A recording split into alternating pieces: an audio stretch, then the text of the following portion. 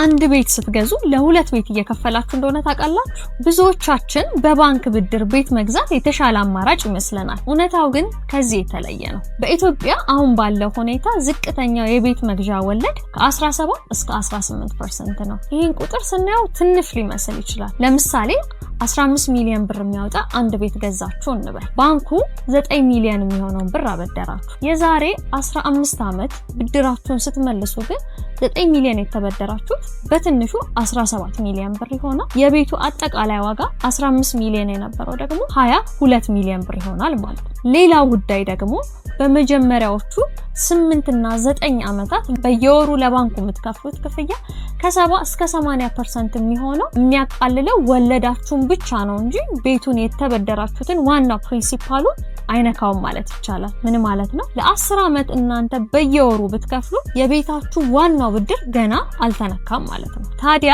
ምን እናድርግ? የመጀመሪያው ነጥብ ገቢው በኢትዮጵያ ብር ከሆነ በቅድመ ክፍያ የሚሸጡ ቤቶችን ይግዙ። ሁለተኛው ነጥብ ደግሞ የሚበደሩትን የመክፈያ ጊዜ ያሳጥሩት። 15 ዓመት ከሆነ 10 ዓመት ያድርጉት። ስለዚህ የሚከፍሉት የወለድ መጠን ይቀንሳል። ሶስተኛው early payment ወይንም ባንኩ የሚጠይቃችሁ በየወሩ ከሆነ የሚጠበቅባችሁን አማውንት ብቻ ሳይሆን እጃችሁ ላይ ገንዘብ ካለ ከስር ቶሎ በመክፈል እዳውትን መቀነስ ይችላሉ።